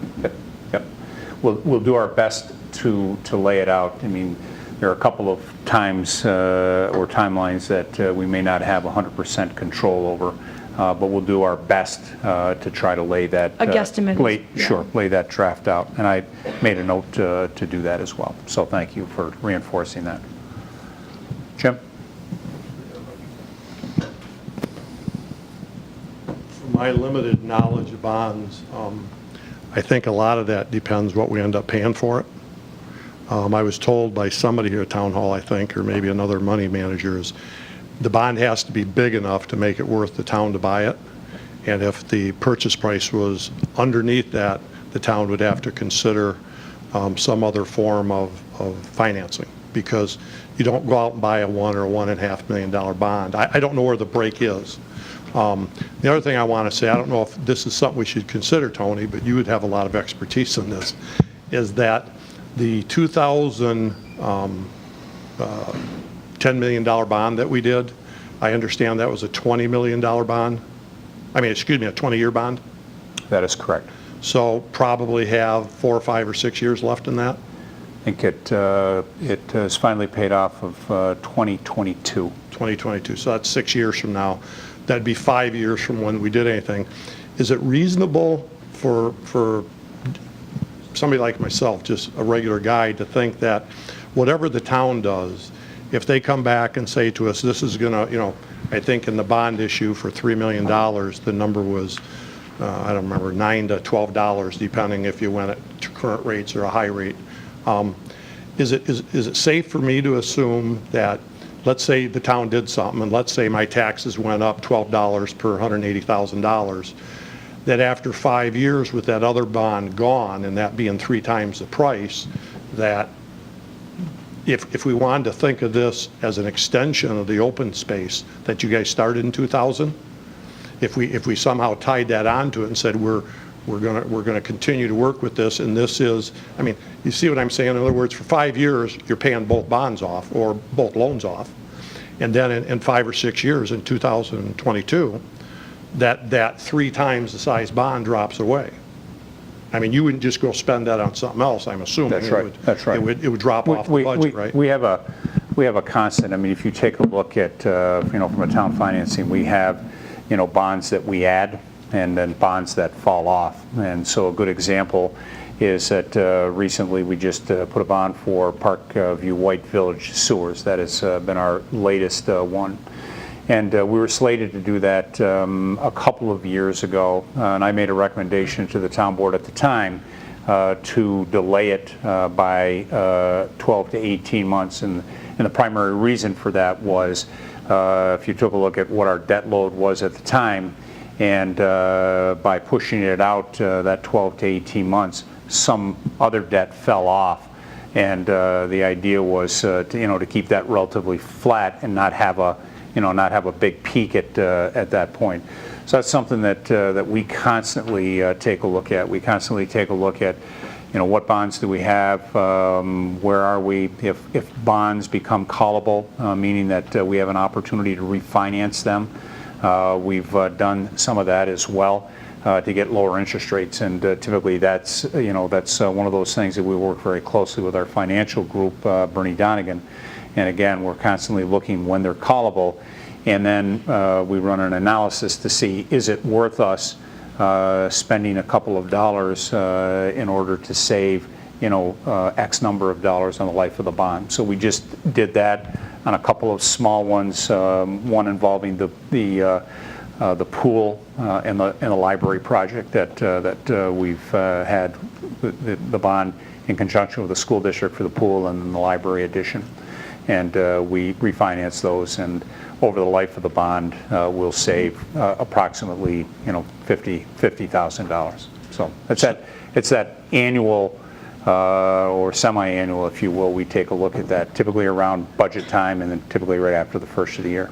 So does that mean if whatever you needed to purchase the property, if that's what happens, if that number was too small to buy a bond on its own, you might just mix that in with some other financing you have to do? If in fact there was an opportunity to do that. Okay. Because there's got to be that opportunity as well.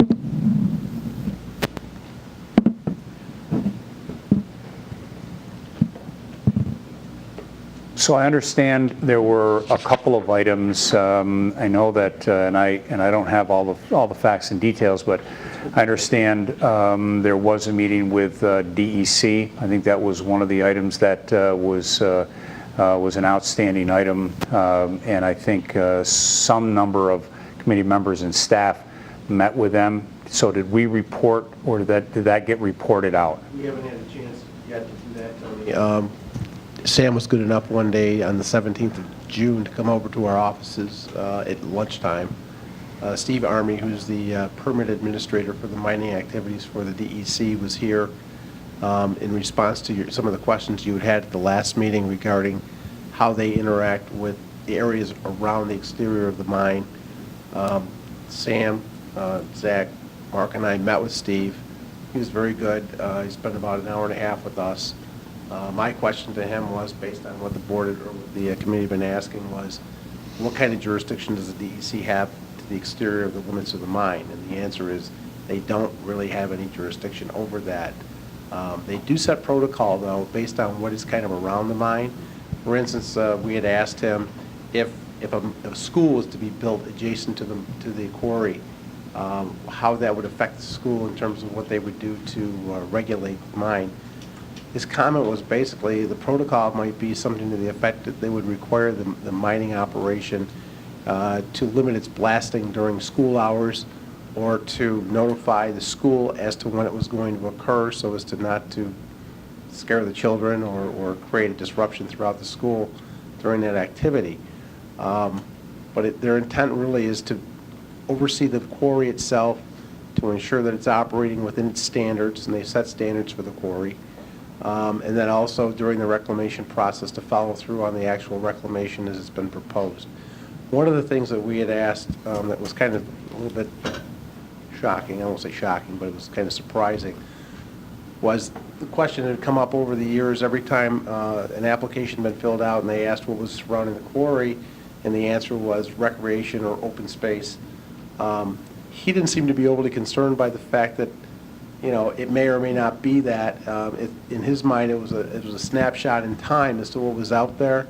At one time, it was farming. For the last 30 some odd years or 40 years, in the case of Shadow Lake, it has been recreation, and they've identified that as recreation. But his comment really was, we would never expect it to be that forever, and it doesn't affect us other than the fact that if something else came in there, it might change the protocols to how we handle the mining operation on a day-to-day basis. Can I just make a couple of comments? I think Yeah. that was a very good summary.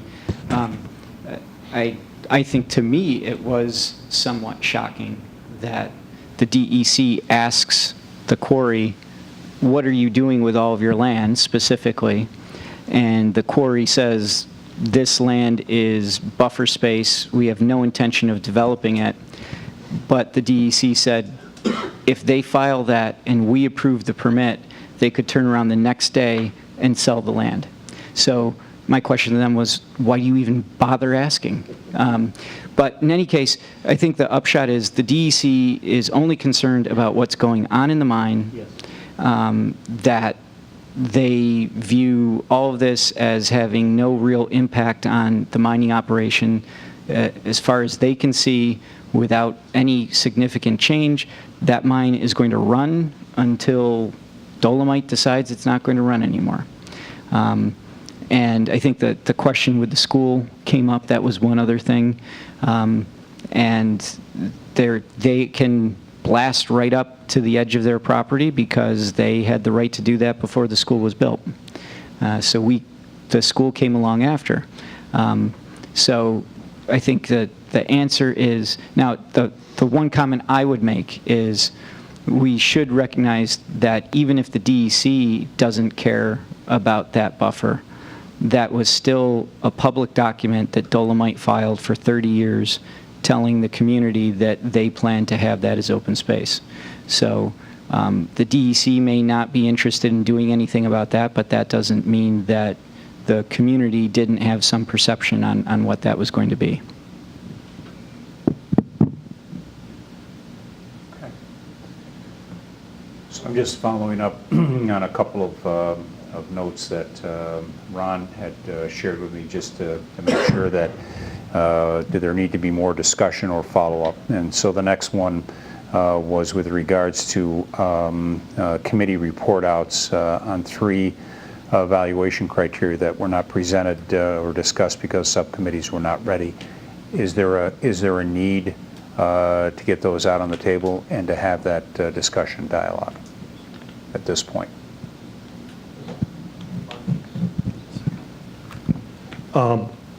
Bob and I were working on one, and it's basically done, but it's so long-winded, and I haven't run it through a spell checker, which is my wife. I'd be embarrassed to put it up for everybody.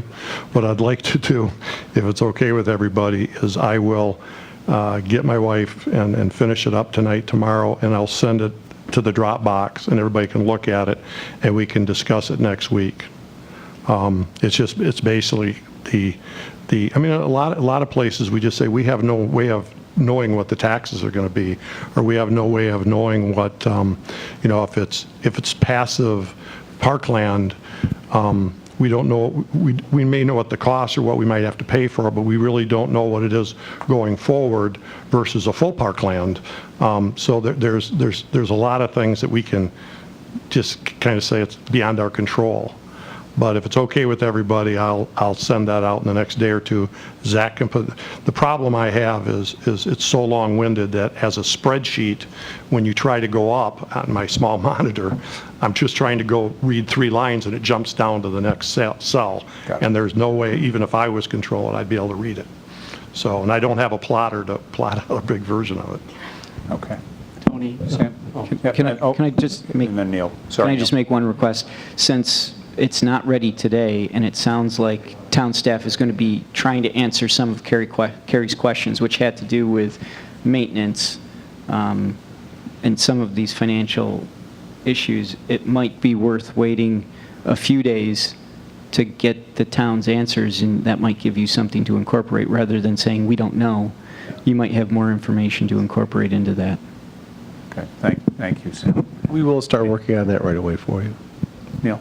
Yeah, Sam, I think that's a good suggestion. The other comment I'd like to make is I think within our fiscal taxpayer impact committee, I circulated a draft, and it is hard to fit those things into those Excel spreadsheet boxes.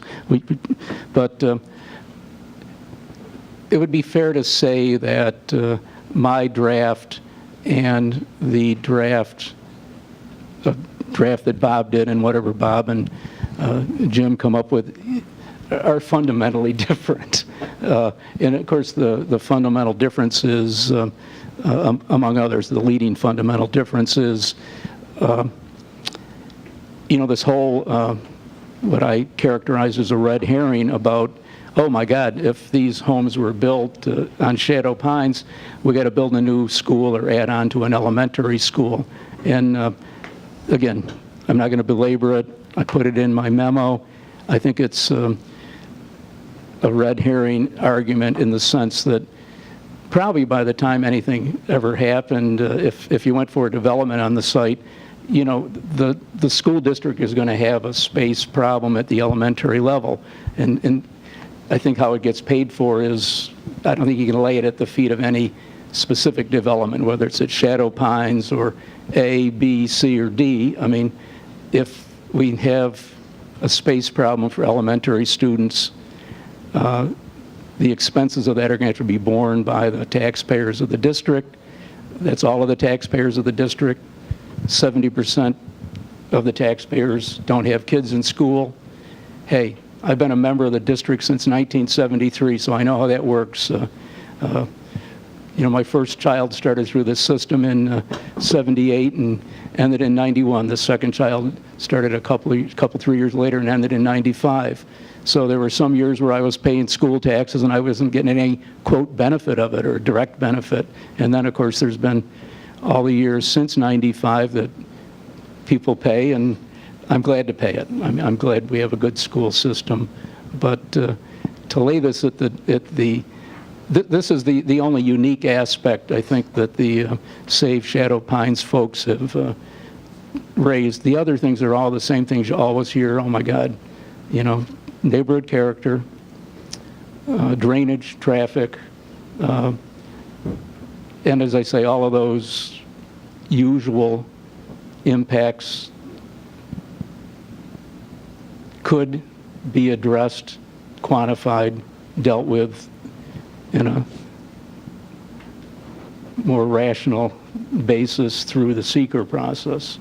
But this whole school district thing, I think is, and I think the superintendent in a memo he sent out in the flurry that happened after June 22nd, kind of indicated this, that whole process of what the school district was asked to present. They presented it, their worst case analysis. I think he said, gee, it's probably not appropriate to use this for making a development or land use decision. So, Okay. Again, sorry for we got repeating. Sam first, Bob. I wasn't going to make any comment, but if you're going to bring up red herring, I don't understand how you can characterize someone saying that if you're going to count the tax revenue, you better count the costs that come with it. That is not a red herring. You have revenue, you have expenses. You can't count revenue and not count expenses. The second issue, and it's something that I've made this point more than once, Bob's made this point more than once. The town the school district characterizes their assessment as worst case because of one assumption that they made about all of the students being elementary. However, they made another assumption that makes it not worst case, which is they assumed that there are going to be no expenses for those kids except for the expenses in the classroom. So they have assumed that there are no overhead increases, there are no other services. And we can look at the history of the school district and we can see that the cost per year of educating kids in Penfield goes up every year. Even if we don't add kids, it goes up. So we have no history of realizing economies of scale. And if you break down their numbers, they're saying that they're going to be able to educate those kids for half the cost of what they spend overall. So they're expecting significant economies of scale with these kids, and we have never seen economies of scale. So to characterize, you're making this assumption that we're going to realize these big economies of scale, and we're making this assumption, and this is a worst case scenario. It's far from a worst case scenario. So we can argue about that back and forth, but I will say you cannot count revenue, tax revenue, to the town or the school district and say that we should not look at what the expected costs are. That is not a red herring. That any business owner. It defies comprehension to me how you can argue that we should count revenue and not expense. Well, hey, we disagree. We got to agree to disagree. And, it's just beyond me to think that we lay this at any particular district. Now, I guess the logical output of Sam's analysis is maybe it's threefold. One would be we really, this is for the master plan committee, the next master plan committee, Tony. Let's only approve new residential development in the portion of the town which is within the Webster School District. So, the town gets the revenue, that the town taxes, the county gets the revenue, and all the expenses would go to the Webster School District. Now, I'm sure this would be you'd have a nice conversation with the, people at the Webster Central School District and the town of Webster. But there's a solution for you. The other is, hey, we'll only, we won't have any more residential development within the Penfield district because every new student is going to add expense, or is going to drive us to require a new elementary building or addition. And the other thing is, of course, for people like me who, my kids went through the district, I'm enjoying my home as long as I can. I think we should pass an ordinance that says, hey, when I sell my house, I can't sell it to anybody who has kids that would be coming into the school. I mean, this is the logical outcome of this analysis. Because, if you looked at it, I ran some numbers, and if you wanted to say, hey, that new house, we got to have that house pay for even just the average cost per student in the district. It's $20,000 a year. 65% of that is paid for by the taxpayer. So every house has got to generate $13,000 in taxes per student. At 1.2 students, it's still, you got to have like a $680,000 house. We don't have many houses like that in Penfield. So, hey, I know, sorry for me going off on this riff. Okay. Bob? I have Bob, then I have Jack, and then I have Jim, and I have Carrie. So, Bob? I'd sort of like to change the path of discussion. Oh, I'm sorry. No, go right ahead. No, you're on. I don't know if it was the first or second meeting after we started, and we started to get into the financial aspects. I called Channing Philbrick, a former town supervisor, and tried to get some sense of the cost of maintaining town parkland and stuff like that, and saying that some of us were eager to have the town purchase this for open space, and we were worried about the financial, and he kind of cut me short. He said, Bob, why are you even talking about financing? Isn't it about quality of life? And I'd like to get this discussion back to that. I mean, we're talking about the quality of life for the neighbors of the quarry and for the town residents at large. And I'd like to get that back into the conversation. Thanks. Okay. Jack? Kind of cut me off there, but just looking from a general standpoint, school taxes. School taxes never, ever, ever go down. And the reason isn't because of necessarily new students. It's retirement benefits, all that kind of stuff drives expenses. My oldest daughter graduated from Fairport High School 35 years ago. And the graduating class at Fairport now is no bigger than it was 35 years ago. If you drove around Parenton, you'd find all kinds of new houses. So I think the whole thing gets blurred. I'm not 100% on Neil, I'm not 100% on you, but I think it's hard for us to make a little balance sheet and say, okay, here's incoming, here's outgoing, because I don't know any school district in this county that's looking to lower their student body. Okay. Before, we've got Jim, and I've got Carrie, and then Ray. Jim? I'm kind of curious if the rest of how many people in the committee would agree or disagree with this, but something Neil just said that I guess we have a very fundamental difference in this, but I think he used the term, and he's told us he's worked as a lawyer for a lot of developers, and he's been through this a million times, so he has a lot of experience in it, I guess. But he said, I think he said every other development. It's just like every other development. Well, in my opinion, this is not like every other development. I don't think it has anything to do with every golf course in the county. I think it has to do with a lake in the heart of Penfield, which started this whole thing when the Facebook page went up. They called it the heart of Penfield. If you look at the maps, the western side of Penfield has the most people. And we have a lake, and when you task us to do this, you wanted us to look at both properties so we wouldn't go through this again. I just have a fundamental problem. This is not just any other property. And then the second thing is, Neil, we're going to have to pass our stuff around again and put it in. What I'd like you to do, and the reason I disregarded yours and didn't answer yours, is because I think you had like a $4 or $5 or $6 million income in there when you put everything together, but you didn't have any cost. So I mean, you know, if there's income, there's expenses. So is that a net $500,000? Is it a plus $500,000? I mean, to be fair to everybody in the committee, we have to look at the whole sides of the equation. And I agree with Jack. How the heck do we figure this out? Because I'll bet you $5 in Fairport, the cost of the school is about the same. I mean, it's up quite a bit in 35 years, even though they have the same number of students. So part of me says, cost per student, that's what we should be looking at. I've never seen my taxes go down. So I think there's a lot to be done there, but if we're going to look at numbers to the best of our ability, we have to look at income and cost. Carrie?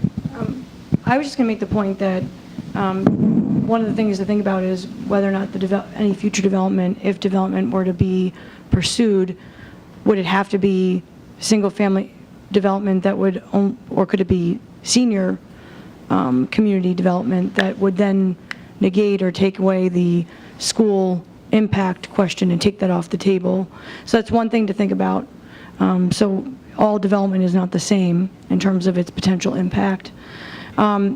When I think about, you know, this area of town is the most developed because it's got the most infrastructure and was built and constructed and designed to accommodate it, whereas the areas to the east were farmland. And actually, privately owned open space, not publicly owned, but privately owned, is actually the best bet from a town tax implication standpoint, because for every dollar they pay in tax, they only demand about 50 cents in service. So it's a win all the time. Commercial and industrial is somewhere on the order of 75 cents to the dollar that they pay. And residential, obviously, residential development is a loser because it's the most consumptive of the infrastructure and the cost and long-term maintenance. Those are all things I think we have to be thinking about. I think there's not one scenario as we're thinking about redevelopment, the potential of development, that we shouldn't be thinking about it being only one type of thing only, as we're weighing our options and thinking about what to advance as recommendations. And maybe if it's if we have to come up with Plan A, Plan B, and Plan C, maybe we need to be characterizing what those Plan Bs and Cs or As might be, so that we're more specific about not just whether it is pro-development or not, no development or some development, but type of development as well that might help to address the cost implications long-term. And I think for all the scenarios, we've got to be trying to think as broadly as we can. And I don't know that we're ever going to have the specific, like, down to the dime number for people to be able to evaluate. This is all what we call sort of planning or rule of thumb costs, and I don't know that we should be setting the expectation that we're going to get any more detailed than planning level costs when we're trying to sort of compare apples and oranges and pears against each other. You're done. Yep. You were next. Putting it back to quality of life and looking at the demographics of our community, one thing we know is that each one of us gets older 1 year at a time. Jim and I would like to stay in Penfield, and we need senior living in order to do that. And I think there's a lack of that, and they have it there on Shadow Lake. I don't think it would be a problem to have it on Shadow Pines. It would not have the impact. It would only be on the front 9. You couldn't possibly put it on the back 9. In fact, I don't think you can build on the back 9 because of the topography and the access to Clark Road and Wayland and the traffic implications of trying to come out on either one of those locations isn't workable. So keeping the quality of life in the community and also the effect of traffic, senior living is certainly one of the best solutions. And I think it's a greater need for the community than more new families coming in. Let's take care of the citizens that are already here and want to stay. I'll leave it at that. But I think Jim and I both feel that way. But there's only 2 of us that are retired age in this group at this point. You're the only one getting older.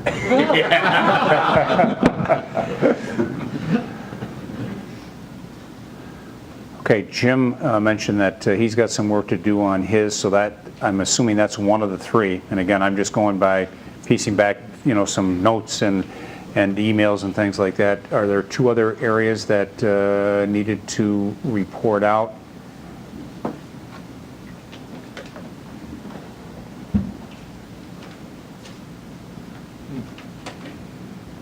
So, Zach, you want to give us a... Just from my understanding of Okay. where it was left off with this matrix. Again, this matrix is a resource for the committee. It's hard to see. By no means mandatory. And I was going to say this earlier when Neil made the point that it is difficult to work in the Excel document at times, depending on the content you're trying to put in it. And that's why I usually take it upon myself to edit it as it goes in. So I'm always open to people just sending me their thoughts that we can organize it accordingly. Again, it's for everyone's thoughts, so everyone has one thing to look at to try and weigh options. It may not be the best solution, but from my understanding in the past meetings, Jim and Bob and Neil, your group, and I think Ray and Jack, I think you guys were going to take on looking at both of those options. That's why they're colored in the purple there for both taxpayer and financial viability. So if that's going to be considered in your report outs or report backs to the committee, we can include it there. Environment, Carrie, I know we had you listed there. Sorry. I'd be happy to. I don't know how we got you there. I can't remember. I think it was like meeting 2 or 3. Missed meetings from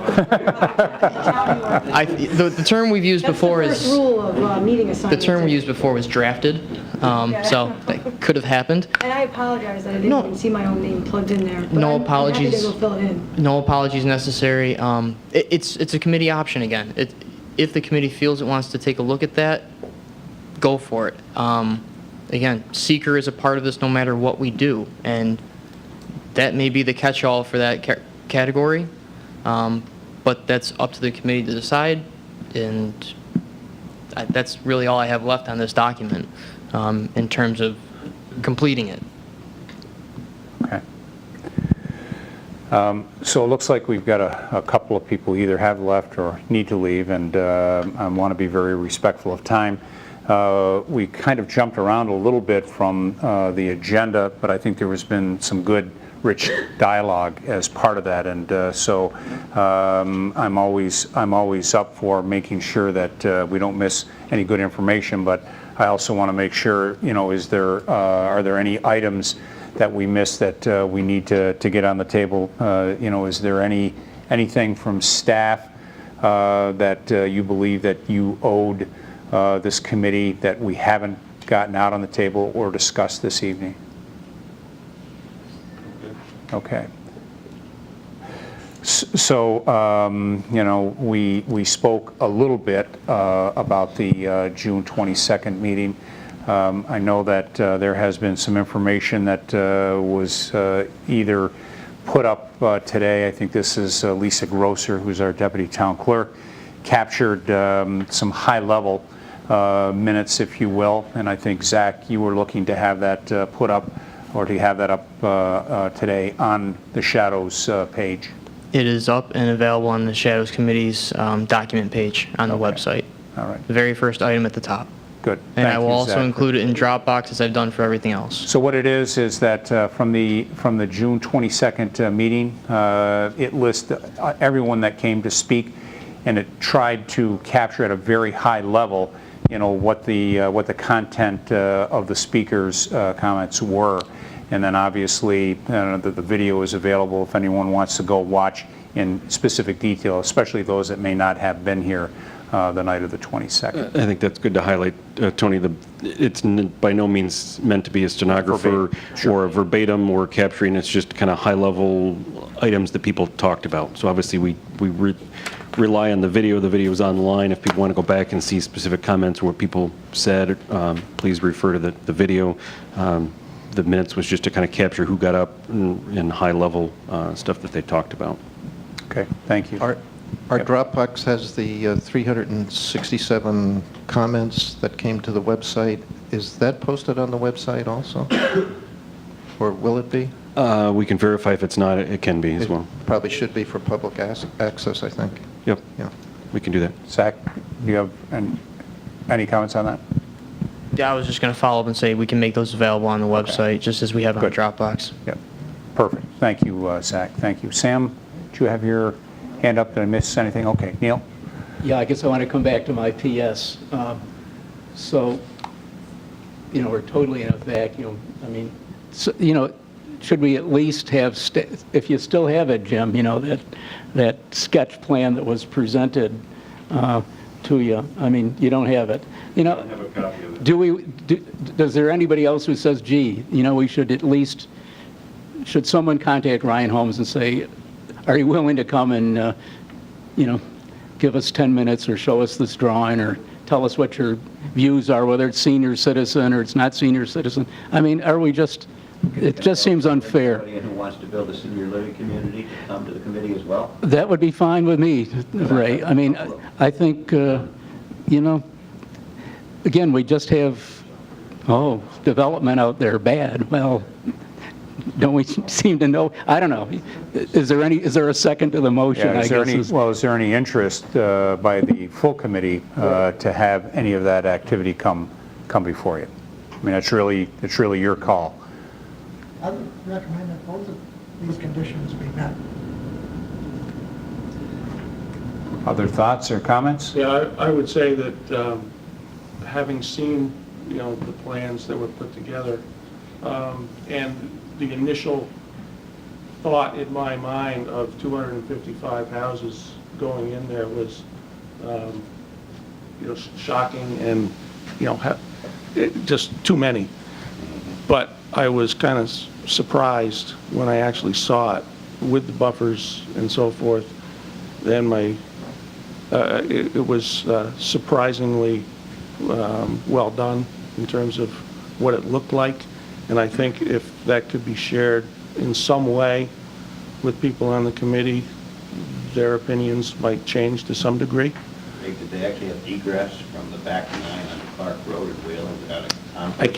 I can't give you a lot of details. I didn't spend a lot of time looking at it. I really can't give you details, but I can tell you that I was surprised at at how it looked versus what my image was that it would look like. So it would probably be of some use to some people to take a look at it, if that's a doable thing.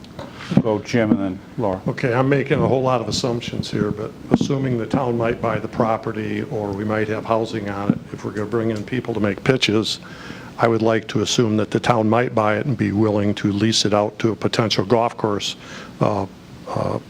company, and I'd like to bring some of them in to talk about how that might work for them if the price was right.